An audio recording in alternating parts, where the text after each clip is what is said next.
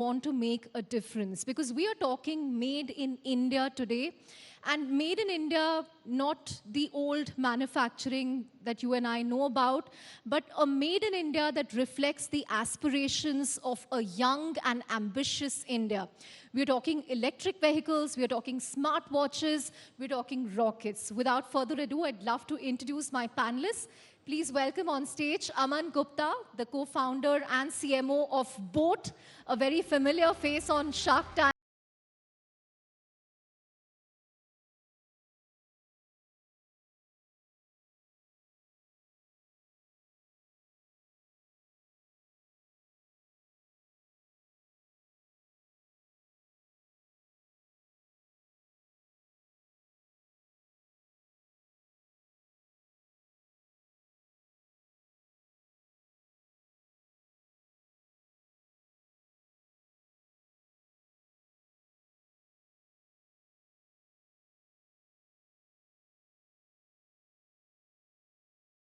Rising India Summit all the way from Bengaluru, Chennai and other cities. Aman, of course, is a local.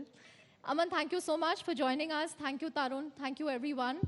As I said, this is made in India, which is very exciting because we are talking about products that we couldn't have envisioned even a decade ago. Because today, when you see people wearing headphones, they're wearing a Boat or they're wearing some other Indian brand. It's not just about Sony or JBL anymore.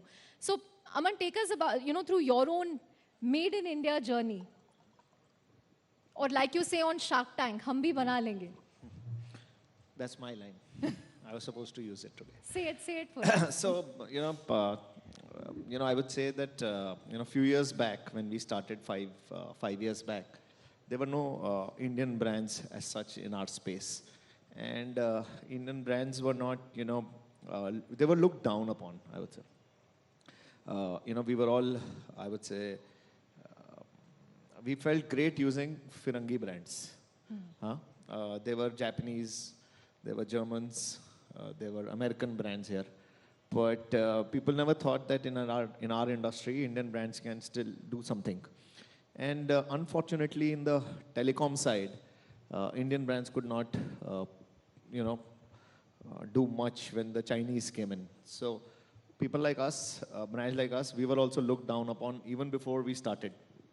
I always say our death story was written before we were born. Brands can't do shit, right? And it was tough. We believed in ourselves. We believed in the changing Indian consumer, and we made a brand which was born in India, right? A few years back, we all know how COVID made us all realize that we cannot be dependent on, a few countries for our products. And we all, not only us in electronics, all of us started, made in India started becoming a very flagship scheme of the government. And we all started investing our time, effort, and money in making in India. And we are very proud to say that, last quarter we made 1 crore units in India. Wow. So, going back to our line, when people say you can't do it, there is an inner confidence which says, hum bhi bana lenge. In fact, I read somewhere, Aman, that in 2021, only 5% of your products were being made here, but now it's climbed to 40-50%? Yeah, so it was, it was not easy to make in India. It was not feasible, to be frank to you. But, we were working very closely with the government also helping us on a lot of schemes. The PMP scheme is there. The PLI is also expected sometime. So I think there was a constant push and pull. And, with the support of the government, with the policies becoming easier, we also thought we are not a manufacturing company. We never done manufacturing ever. We know tech, we know marketing, but manufacturing was something which we had to learn. And imagine that in India there was no factory which had made audio products, because it was not something which was or a wearable product. It was not made in India. Nobody knew how to do it.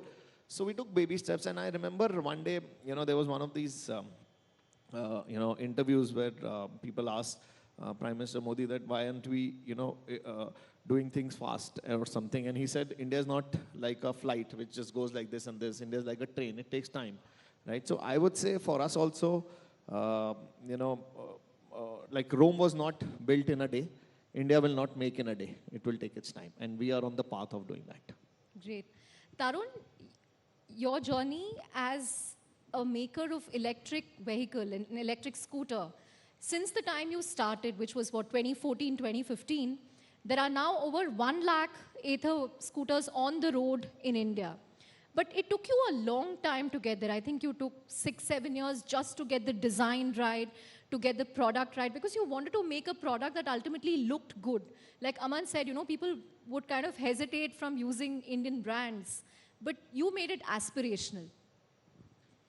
So if you see our trajectory, it's, by the way, we're in our 10th year now, so just approaching the first decade.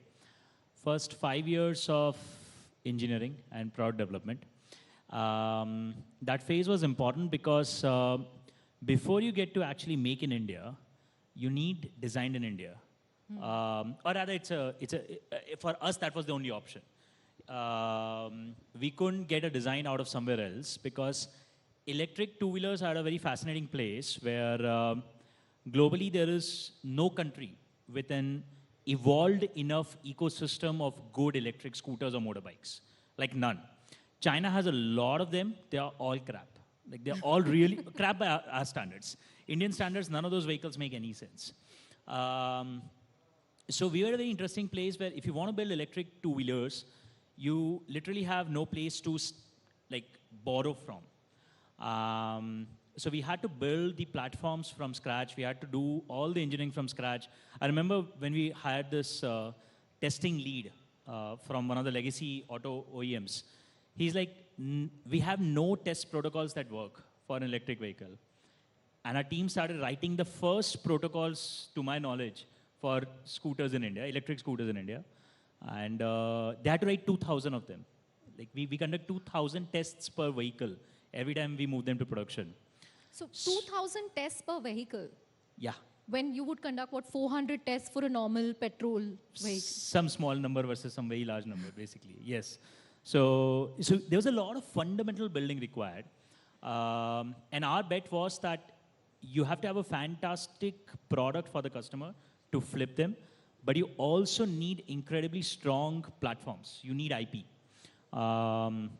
So we had, and this was not typical startup journey. So our journey was difficult because unlike typical startups where you have the concept of minimal viable product, you have this entire theory of get to market fast, fail fast. Think about Ather's journey. First 5 years, 0 revenue, 0 customers, 350 engineers doing product development, nothing to show for it except prototypes. So did your parents ask you, Tarun, what are you doing with an IIT? They still ask me. They still ask me, what are those engineers doing? Like, abhi bhi, nobody believes it, that you need people to actually build. They still keep checking. So then in 18, we launched, and then the real hard work began. So we launched a product, good reviews, and we realized there's no local ecosystem. So we can't scale up supplies. So we had to spend the next 2-3 years building a lot of our suppliers along with us. Some on electronics, but a lot of them on things like even traditional auto guys who are not doing stuff for electric. There's a lot of supply chain buildup required across the spectrum. There's a lot of convincing required because Indian OEMs would not even get supply. If you want to get lithium-ion cells, until a couple of years back, it was ridiculously hard to even get lithium-ion cells from external suppliers to Indian market. They're like, India market is not important. Nobody will build and sell EV in India. Why would we sell to? They would not even have offices in India. So it was a pretty fascinating journey. And in this 10 years, the revenue, 90% of our revenue has come in the last year. Wow. So 10 years ka cumulative revenue, all of it has come basically in the last year. It's 9 years of build-up and just 1 year worth of actual proof that's finally come out in the some level of patience. Yeah. So, at least Aman is making audio products and smartwatches. Tarun is making vehicles. But Srinath wants to make rockets. And before I let you talk, I have to ask you, have you seen Rocket Boys? Yeah, very much. size is increasing as we are going down the road. The scale and scope is just going up. We'll finally come to the man who has all the money, Abhay.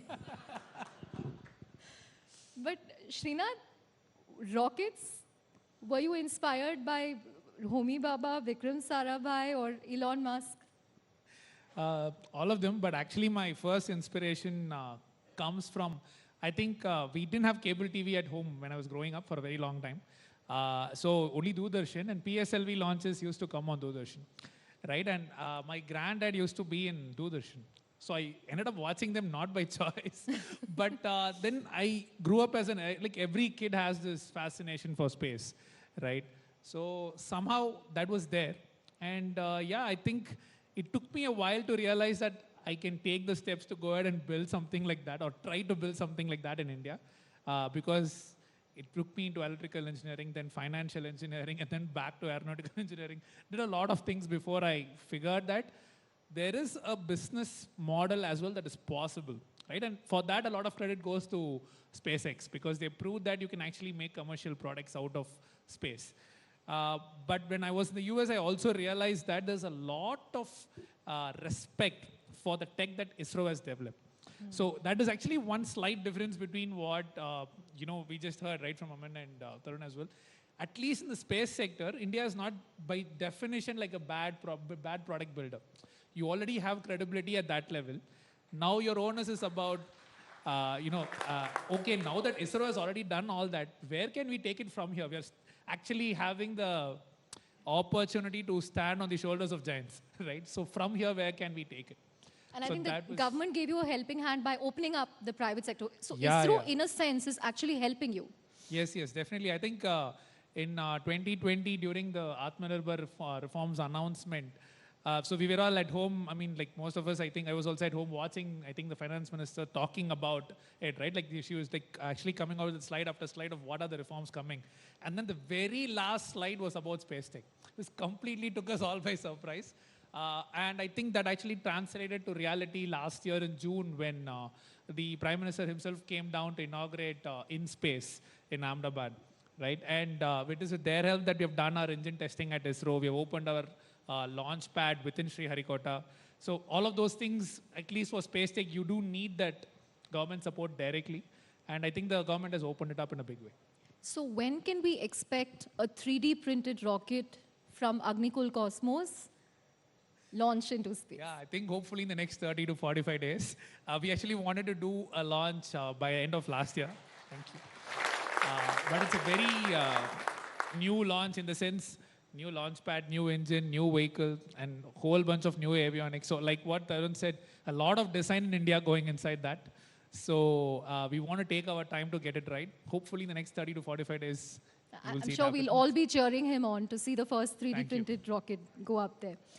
But Mr. Tyagi, all of these innovations depend on one raw material, which is your chip, semiconductor chip. And there, unfortunately, despite a PLI scheme being launched many months ago, India hasn't been able to make headway. We still don't have a big investor coming on ground. Of course, there are proposals, agreements, etc. Why do you think we are falling behind when it comes to building fab plants or, semiconductor chip facilities? Why is there this inertia? Chandra, before coming there, just wanted to put some context and perspective to electronics and semiconductor in India. So if you look at last year's import data for India, oil being number one item historically has been number one. Gold has been historically number two import item for India. But last year, electronics import over to gold imports in India last year. So that brings us to the point that how Atmanirbharta in this field is important. Now, semiconductors, you just heard the story of, ether engineering for 7 years or rocket engineering for longer time. So designing and building semiconductors is also equally hard, if not less or more, because you require large working capital for long period of time. The perfecting a design of a complex chip takes 4 to 5 years. Then fabricating it, then bring it out, software associated with it. So what I'm trying to come to is it's a much longer cycle time to design and build a chip successfully. If you look at some of the other countries successfully doing it, like US or Taiwan or Japan or Korea, they have been at it for last 40 to 50 years. And we just talking about launching a, incentive scheme to manufacture chip here in just 1 year. So we have to have patience like these entrepreneurs had to build their business. I can assure you, I just recollect the dialogue of Amitabh from Diwar where he says, "Mere paas maa hai." Taking cue from that, "Hamare paas maa matlab market hai." When there is a market, then obviously the investment in the chip and everything will come. We just have to have a little more patience because companies that are building semiconductor chips, they have usually 5-year plans of investment into the fabs, test and assembly, etc. So these are not going to be quick and easy decisions for anyone to come. But we believe that in next couple of months, we should hear the first announcement in semiconductor manufacturing in India. Right. You spoke about patience and market. But what about subsidy? I mean, 10 billion subsidy by India is great. But contrast that to US. I think US is what, 63 billion chip subsidy. Yeah. China is talking about 143 billion. Yeah. So is this too little, too late? No. Let me put again in context. So semiconductor chips are made at different, geometries or nodes or different technology nodes. And every application in the world doesn't need the cutting edge technology. So if you're building a server or a computer or a cell phone, you need a very cutting edge chip. And that chip, if you have to build a factory, it might require $20 billion. But if you're building electric vehicles, like Tarun is doing, automotive usually needs chip at different geometry levels. That investment is not that large. So $10 billion is a good enough money to start with for someone, right? Central government is putting 50% subsidy upfront on the table if somebody comes to manufacture it forward. And then state governments are willing to add another 10, 20, 25% on top of it. So this is one of the best known incentive scheme for semiconductor manufacturing.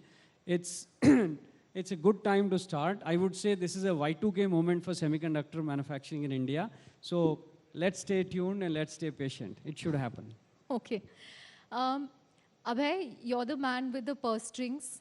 So, how tough is it to fund companies in the deep tech space? Because Tarun, for 9 years, he would have told you, I have 0 revenues. And Aman said, we were considered dead before even we started. And Srinath, again, has a moonshot target in mind. So is this something that traditional NBFCs will look at? Or is that why we need risk capital or venture capital in this space? Or is there a mindset shift happening now? Right. So basically, post-COVID, we have come out with a different skill set. If you see all the lenders, they are looking for some innovation. They are open, they are exploring new opportunities. And market has moved to a cash flow-based lending rather than just seeing at a ITR and so many other things. If you look at startups also, they are paying all the statutory dues on time. They have the PDF banking statement. There are so many other data points, digital footprints are available. On the basis of that, I think we are able to take a call and we are able to fund these kind of companies. But of course, yes, for a lot of private banks and few other banks, they require a lot of other things, vintage and so many other things. But a lot of traditional NBFCs, now they have moved to a fintech kind of model, wherein they focus on a cash flow based lending and they're able to provide working capital limit and that too without collateral up to a certain limit. And do you see many MSMEs emerging in these areas that will perhaps work in the electronic space, the wearable space, the EV space and so on? Yeah, so lot of MSMEs which we are targeting, I think they come from different sectors. So there is no sector specific as such. It's all about the innovation, counterparty, take call on promoters and so many other parameters. So there is no specific criteria right now in terms of lending. The only cash flow is one part. There are so many other factors which every lender will look into it. Right. Aman, when Tarun was talking, he spoke about how not just make in India, but also design in India. What kind of, designs shift did you have to make or design changes did you have to make an Indian brand attractive? Because today when people talk about the audio space, they say, boAt is competing with a Noise or a Maybe, which are also Indian brands. It's not just a Sony or a JBL. What kind of shift did that take? How did you manage to make cool designs that youngsters would like? First, we should have an active noise cancellation headphone. So design is very critical, right? So when we started off, our company was incorporated in 2015, but our products were launched somewhere in 2017. It took us 2 years. Our differentiation also was, if you look at the Indian, when we were doing audio, India likes bass. Always say, there's a Salman Khan ka gana nahi hai, baby ko bass pasand hai, right? And that is very true to India. India loves bass. So imagine a product being made for India, which has to cater to the Indian ear. An Indian ear, if you look at our music also, we like drums, right? We like dhol. If you look at the Bollywood music also today, it's all about Bhangra and Punjabi music, which is becoming famous. If you look at the children at that time, they were looking at EDM.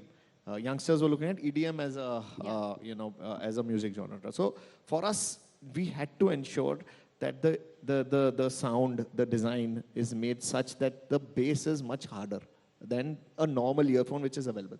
So we spent 2 years in that. Now, if you look at in India, there is MeitY has started they've invested with ICAI on design innovation lab, and we are a partner there. So India में design बनाने शुरू कर रहे हैं. मतलब Indian designs, India में design houses भी नहीं है. If you ask me, it is all getting developed as we speak, right? Slowly, like sir said कि अभी भी बहुत सारी चीजें हमें बाहर से लेनी पड़ती हैं. India will start developing everything slowly. Even designs have started to emerge, like this watch which we made. It is a complete design in India. We just acquired a company out of Singapore. It was called Kaha Technologies. We've made all their, it's a 300-400 crore buy for us. And all the engineers are now based out of Bangalore. And all this is being designed in India. Because, if you don't do design in India and if you still do assembly in India, slowly that will get over and you will be more expensive. So now like for brands like us, it was brand in India, then made in India, and now made in India for the world. And for that, we'll have to have a design center in India. So ye made in India for the world, when is that going to happen? What kind of export markets are you looking at?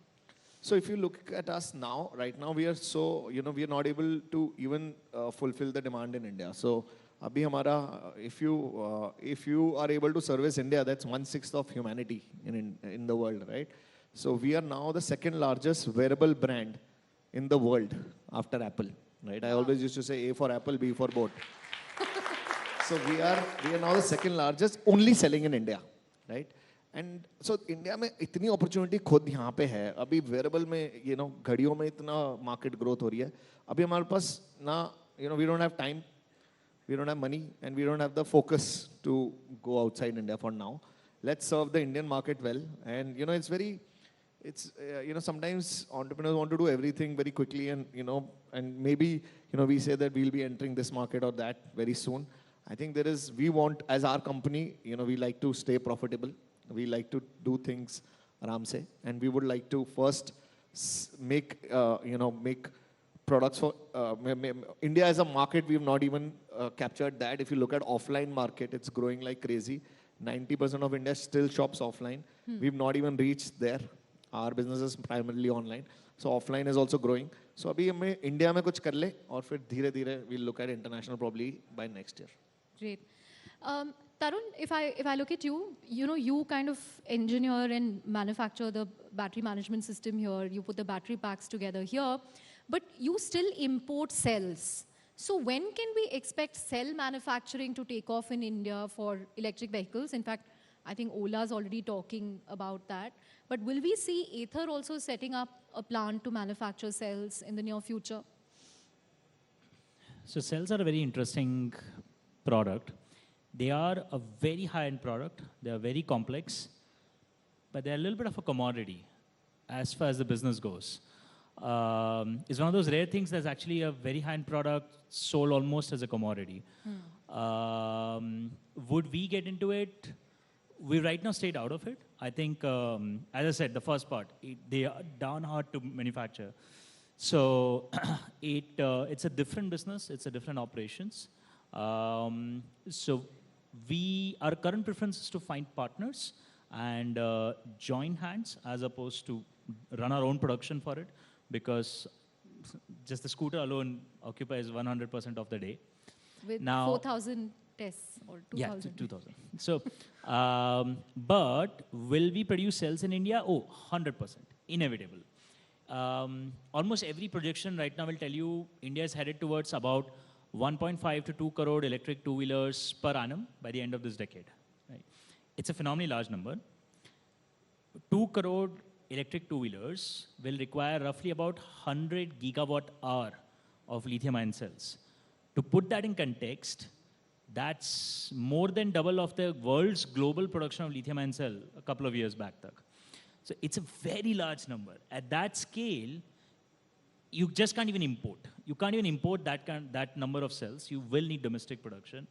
And I think there's enough economic rationale for large money to come here. The thing with lithium-ion cells is it requires massive investment. It's a very capex-heavy business. Your minimum ticket size, realistically, is north of a few thousand crores. And a capacity of 100 gigawatt hours is going to take, it's going to be an industry as large as the semiconductor one that we're talking about. It's going to be comparable size. And there is a market that's starting to grow very, very rapidly in India. So I think it's almost inevitable cells will be made in India. I think we have the ability to drive access to a lot of materials, given our diplomacy.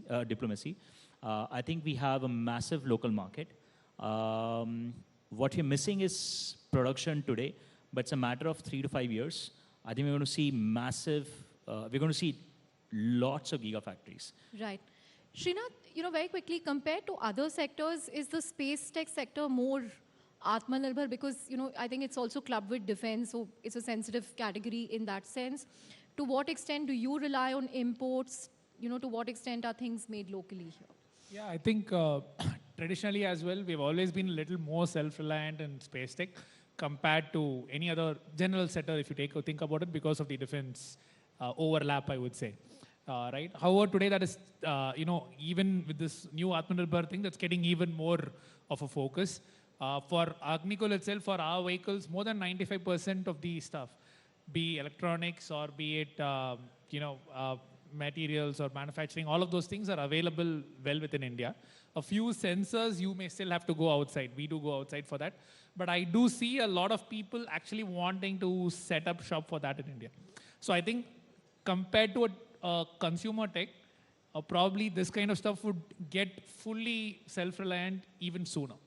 Just because of the nature of the business, because of the nature of the demand itself. Right. Mr. Tyagi, a few months ago, there was this story about how a large reserves of lithium was found in Kashmir. Does that give you hope in terms of, sourcing raw material in India going forward? That's more related to battery. I think it's just a find right now. The details of, how efficiently it can be mined and then converted into battery, those details are yet to come out.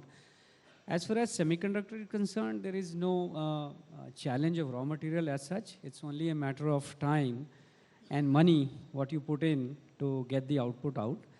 But more than semiconductor, what I feel is that since as a market we consume a lot of electronics, whether it's consumer or automotive or rockets or other things, telecommunication equipment, I think first step for the country is to design and manufacture that electronic equipment in-house, in India, right? Once you design and start buying raw material like semiconductor chips, then automatically the global companies will start paying much more attention to semiconductors for this market, whether it's design, manufacturing, and support of that. But if the end equipment is getting imported from outside, then nobody is going to pay attention to manufacture chips here. So the self-reliance have to first start from designing and manufacturing electronics, and then it comes as a second step to semiconductor. In that context, definitely, I think we all have to be very proud of these entrepreneurs which are designing and manufacturing products in the country. So I think really salute to all these entrepreneurs too for doing that. No doubt about that. We have 1.5 minutes to go, so I'm going to quickly ask all of you for one big prediction or trend that you see when it comes to Make in India. Abhay, I'm going to ask you to go first. Your one big prediction. So I think 2023 second half, we'll see a lot of consolidation. Market will move towards productivity. Vivek? I'm looking at semiconductor as more than business, but also a strategic geopolitical asset. Correct. If you look back last 1 year's happenings of China threatening Taiwan or US supporting Taiwan, one big reason is 50% of the semiconductor chips are manufactured out of Taiwan. So I think we have to look this as a strategic sector for our country's geopolitical strength going forward. Srinath? I think the message outside of India would also be that even within India, real deep tech can be designed and built, not only in the industry B2B side, but also on the B2C side. Tarun? Manufacturing grows as a percentage of GDP pretty radically over the next 5 years, driven by a lot of high-tech manufacturing. I think jobs will happen, but I think overall value add will grow much faster than just jobs. Yeah. Interesting. Aman, I'm going to let you have the last word. So, they used to say India is a software country and hardware was made somewhere else. And with Make in India, I think agar humne India mein hardware or software ka combination bana diya, so we are here to rule the world. Hardware plus software is going to make India invincible. Thank you very much. Great thoughts from all of you. Thank you very much. Big round of applause. So make hardware in India. So that's the hard part. And you all talked about monies. I hope you were listening up it. Well, big round of applause. And Chandra, I'm going to request you to please present all of them with a memento here at the News 18 Rising India. Please.